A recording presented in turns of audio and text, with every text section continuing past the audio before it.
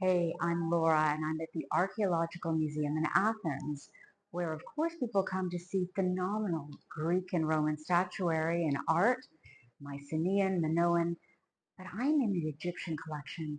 There's an amazing collection of Egyptian artifacts that were initially the work of gifts from these wealthy donors living in Alexandria, Greek wealthy citizens who were in Alexandria and Cairo, and they gave their collections late 19th and 20th century. I want to show you a few key pieces today. So let's start, of course, when you are in Athens and talking about the Greeks in Egypt, Alexander comes to mind. And look at these beautiful little copper alloy statues of Alexander the Great, who conquered the known world under the age of 35. He died so young. He was such an amazing warrior. And you've got some other Ptolemaic statues in here, but we're talking about the period around 330 BCE. And let's walk over here. I'll show you something that is a fusion of gods. And this is a series of gods that really relate more to the north of Egypt.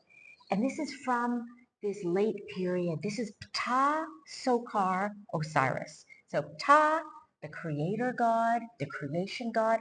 Sokar gives his name to Saqqara. He is a mortuary god, a death god, and Osiris is the god of resurrection. So you'll have creation, death, and resurrection all in one. Look at the little feathers that represents Osiris, and the priests would put books of the dead inside these. These were hollow. So you find a lot of these associated with late period burials at Saqqara. Let's go and take a look at something else amazing. Look at this incredible mummy. Isis teeth knots and jed pillars all down the back. The mummy would have been sewn inside. This is a white mummy from the 22nd dynasty. This is the late period of Egypt, but let's look at the front.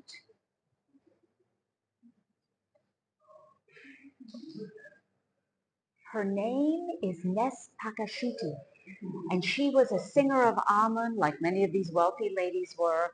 Got a beautiful cartonnage coffin. This coffin was found in Akhmim in the middle of Egypt. Look at her little necklace with the goddess Ma'at on it. And look at the vivid color. You can see this winged Amun protecting her. You can see the canopic deities, the demigods protecting the canopic jars.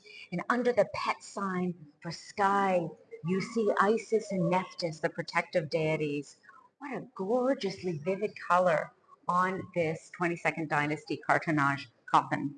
And let's say her name to give her life, Nespakashuti, and let's move on. Now I want to show you I want to show you this. Look from the back. Look at these faces of Romans living in Egypt between the 1st century BC and the 4th century AD. And let's look at this mask in the front. These are considered Fayum portraits because of where a lot of them were found. And the great Flinders Petrie believed that before they were on the faces of the coffins, they were painted of the deceased while they were living and hung perhaps in their homes initially. And the technique was encaustic wax, beeswax on board, and sometimes they were acrylic painted. Look at this guy's face. We get a lot of knowledge about the jewelry, the hairstyles, and the fashion of these Romans living in Egypt. Now look at this. Take a look, go really close to this little fellow here. Oh my goodness, this is a guy suffering from tuberculosis, or they also say it could be jealousy choking itself.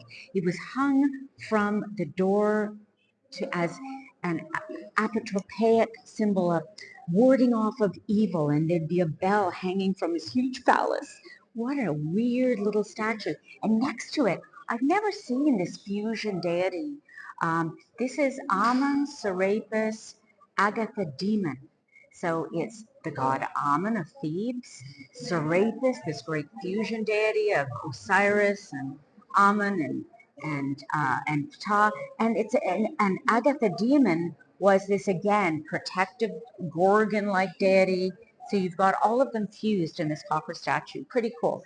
Now I'm going to show you the absolute beauty of this collection. We'll just go in here, and some people are just taking a picture. Look at her. Her name is Takashit. She comes from the 25th dynasty when the kings of Nubia ruled Egypt. She was obviously part Nubian. Her name, Takashit, actually means Ethiopian, means Nubian. But her father was a Libyan of the Ma tribe. Look at this gorgeous statue. This is copper alloy metal, very popular in the late period. We're talking about 670 BCE. Look at the engravings of these northern gods all through her. Go right up to the glass. There. Isn't she absolutely beautiful? The Nubian ladies tended to be a little more curvaceous than the very thin Egyptian ladies. She's really beautiful, and as we noticed, one of her breasts is slightly larger than the other. That's the amount of reality that we have in this gorgeous statue, Takashit. And let's just take one final look at her from behind. Oh my goodness, the hairstyle. Beautiful, half Nubian, half Libyan lady. And we'll just swing around, and the collection continues to have New Kingdom and Old Kingdom. But this is beautiful. This is the Archaeological Museum in Athens. Look at this gorgeous other white coffin from the 22nd dynasty. And we'll end there. I'm Laura Ranieri Roy, exploring ancient Egypt in Athens.